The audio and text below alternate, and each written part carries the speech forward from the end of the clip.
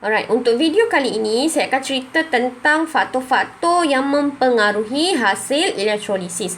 So, kita ada 3 keadaan yang mempengaruhi hasil elektrolisis. Okey, yang pertama adalah kedudukan ion dalam siri elektrokimia. Faktor yang kedua adalah jenis elektrod dan faktor yang ketiga adalah kepekatan ion elektrolit.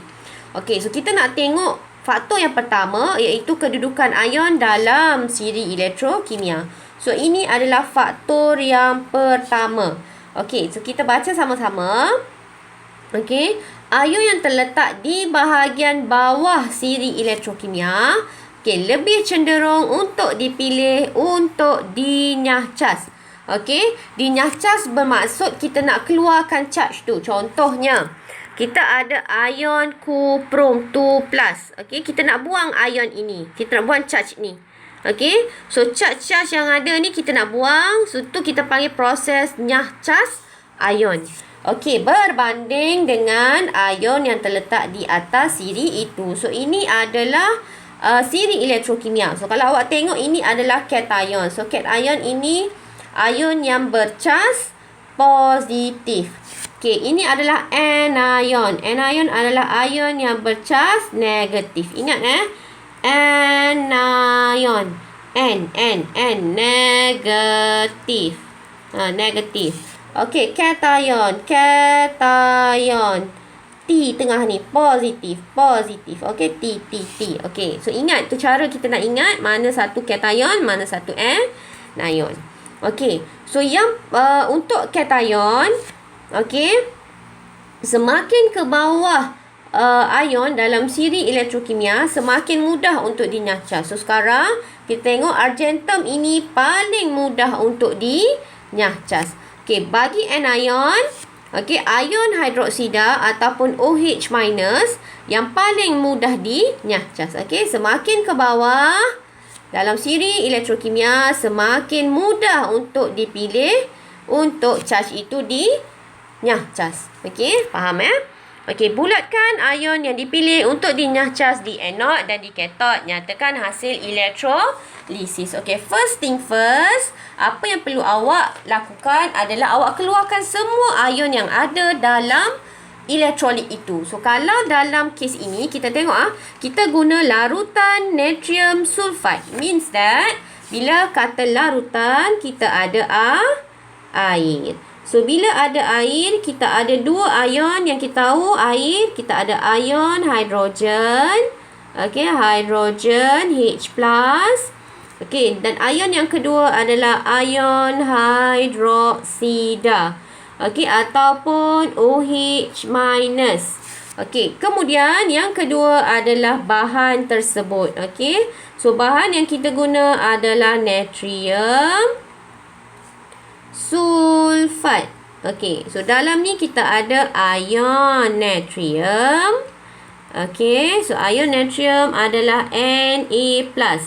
Okey, ataupun kita ada satu lagi adalah ion sulfat. Okey, SO4 2-. Okey, so ion-ion ini terdapat dalam elektrolit ni. Okey, so kita tahulah ini adalah terminal positif anod. So, ni adalah terminal negatif. Okey, ni positif, ni negatif. Jadi,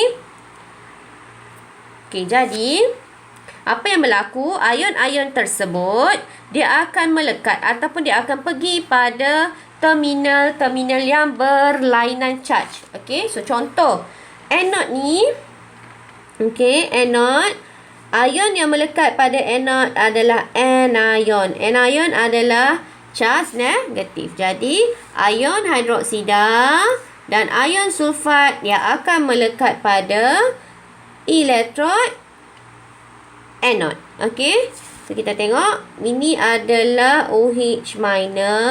Okey, ion hidroksida dan ion sulfat.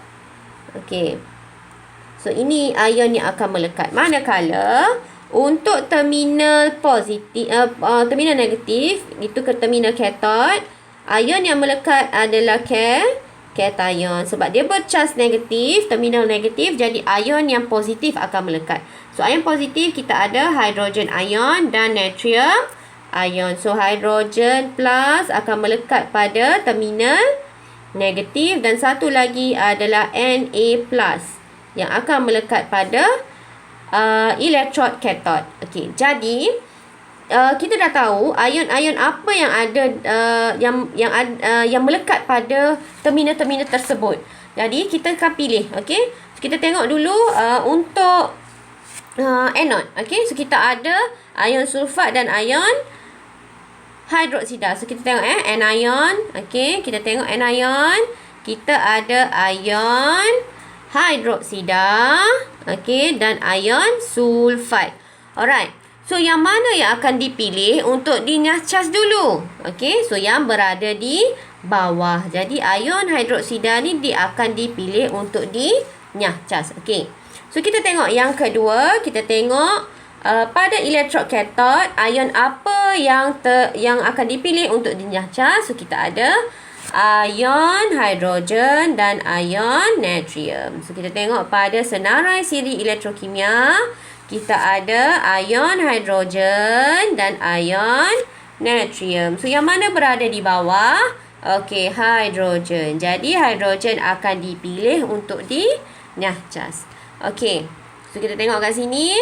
Okey, yang ni akan dinyah cas. So, ingat, hidroksida bila dinyah cas, dia akan hasilkan gas oksigen. Hafal, okey? Kena ingat. Manakala kalau ion hidrogen, dia akan dinyah cas dan akan membentuk gas hidrogen. Sebab itu kita guna tabung uji. Sebab nanti, sini dalam ni, dia akan terisi dengan gas hidrogen. Gas hidrogen. Gas H2. Yang ni kita akan akan ada kaedah sesaran air. So ini akan ada gas oksigen. Sebab apa? Hidroksida ion yang dinyah cas. Okey, ingat. Ion hidroksida. Okey, OH minus bila dinyah cas dia akan membentuk gas oksigen. Okey, kalau ion hidrogen, okey, H plus, positif ion ataupun cation, okey, dia akan dinyah cas dan membentuk gas hidrogen. So, ingat ya. Okey. So, sebab kenapa? Okey, ion hidroksida terletak di bawah ion sulfat dalam siri elektrokimia. Ion hidrogen terletak di bawah natrium dalam siri elektrokimia.